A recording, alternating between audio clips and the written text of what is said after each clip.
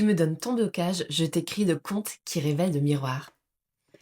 Elle m'a dit, je vais plus à la plage. Pas parce qu'elle n'aime pas la mer, mais parce qu'elle a peur du regard des autres. Et si le regard qui te fait peur, c'était le tien? Bienvenue dans le miroir. Ton corps n'est pas le problème, il est le reflet de ta vie, de tes peurs, de la place que tu t'autorises à prendre. Je suis Swazik, coach sportive et naturopathe. J'accompagne les femmes en conflit avec leur corps, avec leur silhouette et avec l'image qu'elles renvoient. Le miroir, c'est un face-à-face, un espace où l'on cesse de fuir. Parce que tant que tu es en guerre contre ton corps, tu restes attaché à ce que tu veux fuir. Alors aujourd'hui, on va parler vrai, de ce que tu traverses et de ce que tu choisis d'en faire.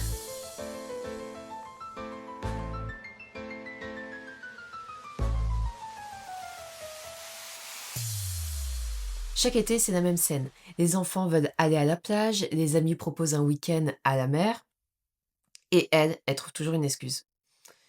Je suis fatiguée, va y avoir trop de monde, on ira une autre fois, il fait trop chaud.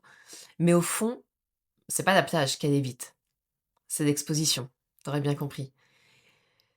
Le maillot, la serviette, le sable, la sensation d'être visible. Elle dit des gens jugent.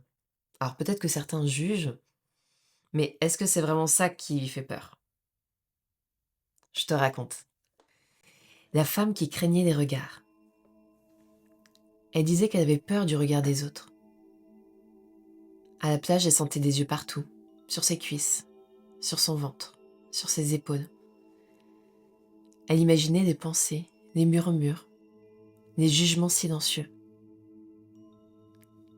Alors elle restait en retrait, toujours un peu couverte, toujours un peu contractée. Elle disait « Les gens jugent ».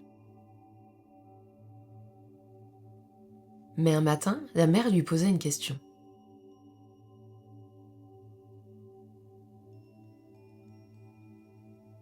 Dis-moi, quand tu vois une femme plus ronde que toi, que penses-tu » Elle se figea. Elle pensait au regard qu'elle portait elle aussi, aux comparaisons rapides, aux évaluations silencieuses, aux pensées qu'elle n'osait même pas dire.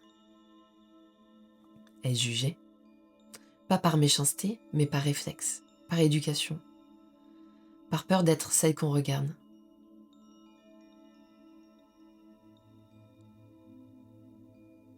Tu crains le regard des autres parce que tu connais la dureté du tien.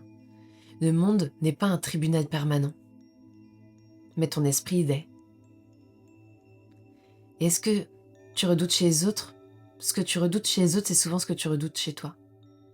Alors elle sentit son cœur se serrer. Elle avait peur d'être jugée, parce qu'elle savait comment elle jugeait. Elle avait peur d'être scrutée, parce qu'elle scrutait. Elle avait peur d'être comparée, parce qu'elle comparait. Alors elle comprit quelque chose de dérangeant. C'était pas le regard des autres qui l'emprisonnait. C'était sa propre grille de lecture. La mer continuait de respirer, indifférente aux formes humaines. Les vagues n'analysaient pas, elles enveloppaient. Elle observa la plage. Chacun vivait dans sa propre histoire. Chacun portait ses propres insécurités. Chacun redoutait quelque part un regard. Elle n'était pas au centre d'un procès. Elle était au centre de sa propre projection. Alors elle fit une chose différente. Au lieu de surveiller les corps autour d'elle, elle les regarda avec douceur. Une femme aux vergetures, un homme au ventre rond, une adolescente crispée. Elle choisit de ne plus classer. Et quelque chose se détendit. Car lorsque tu cesses de juger, le monde cesse de te menacer. Elle retira sa robe, pas parce qu'elle s'aimait soudainement, pas parce qu'elle était devenue sûre d'elle, mais parce qu'elle avait décidé de ne plus être son propre tribunal. Le soleil toucha sa peau, et dans cette lumière simple, elle comprit.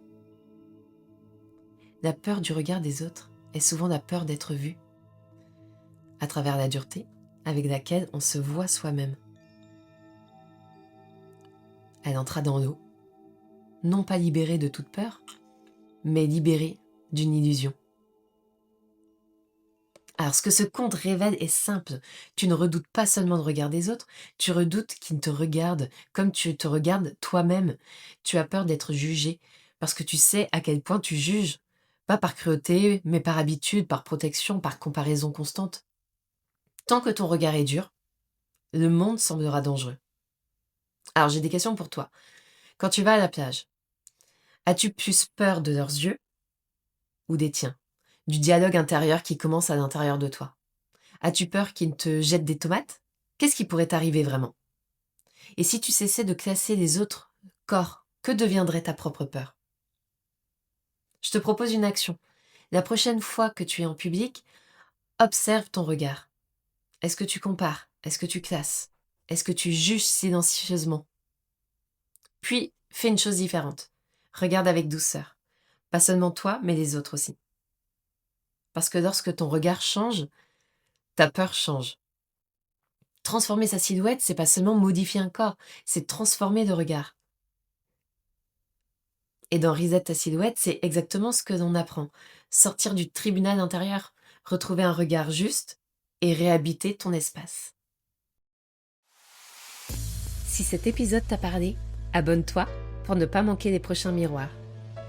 Tu peux soutenir ce travail en laissant une note ou un commentaire. C'est ce qui permet à d'autres femmes d'oser regarder. Et si tu veux me proposer un sujet, écris-moi, je lis tout. Si tu sens que tu ne veux pas faire ce travail toute seule, je suis là. Tu peux venir intégrer Reset ta silhouette. Le miroir ne ment pas. La question c'est, est-ce que tu es prête à regarder ?